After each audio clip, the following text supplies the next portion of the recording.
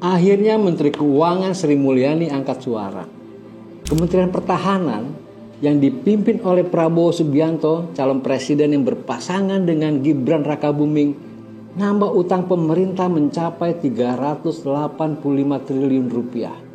Uang itu untuk belanja kementerian yang dipimpin oleh Prabowo yang katanya sih untuk beli alat utama sistem pertahanan. Untuk belanja alutsista ini rupanya seperti kata Sri Mulyani, pakai pinjaman luar negeri alias utang.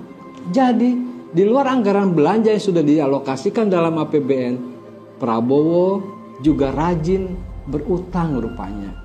Tampaknya utang dari kementerian yang dipimpin oleh Prabowo ini berkontribusi besar menciptakan rekor baru utang Indonesia.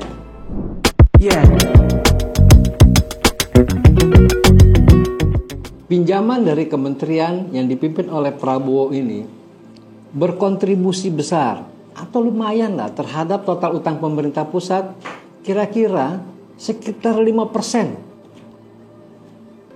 Besar sebenarnya. Jadi selama 4 tahun menjabat sebagai Menhan, Prabowo ikut tambah utang rata-rata sekitar 96 triliun rupiah per tahun. Bayangkan kalau jabatannya makin tinggi dan periodenya makin lama, Indonesia bisa tenggelam dalam utang. Sekarang saja, dalam 8 tahun terakhir pemerintahan yang dipimpin oleh Jokowi, yaitu 2015 sampai 2022, utang pemerintah pusat sudah naik sekitar 5.283 triliun. Kira-kira rata-rata setiap tahun ada penambahan utang 660 triliun. Sementara hingga 2023 sampai September saja, akumulasi utang sudah mencapai 7.892 triliun. Jumlah ini lebih dari 2 kali lipat dari total belanja pemerintah yang 3.061 triliun pada tahun 2023. Kondisi utang ini sungguh mencemaskan. Bayangkan, sampai 2014, di awal-awal Jokowi memimpin, jatah anggaran untuk bayar bunga utang masih paling kecil dibandingkan belanja-belanja lainnya. Misalnya belanja untuk subsidi, belanja pegawai, atau belanja barang. Pada tahun itu, jatah subsidi untuk menopang kesejahteraan rakyat masih yang paling besar, yaitu 32% dari total belanja pemerintah pusat. Sedangkan bayar bunga utang masih sekitar 11%. Belanja pegawai sekitar 20% dan belanja barang ya 19,7%. Nah, gara-gara saking getolnya pemerintah menimbun utang, terutama kementerian yang dipimpin oleh Prabowo, jumlah pembayaran bunga utang pun makin tambun. Mulai tahun depan, tahun 2024, pembayaran bunga utang yang dianggarkan sebesar 497 triliun. Bunga utang ini alokasinya mendapatkan porsi terbesar dalam belanja pemerintah pusat. Belanja pegawai, belanja barang, termasuk subsidi untuk rakyat tidak mampu, terpaksa menyingkir dulu.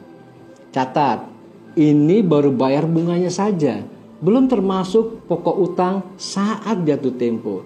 Nanti kapan-kapan kita bahas berapa utang jatuh tempo setiap tahun. Dengan porsi pembayaran bunga utang yang sangat besar, sementara anggaran negara terus defisit, penarikan utang tentu dialokasikan buat bayar utang. Gali lubang, tutup lubang.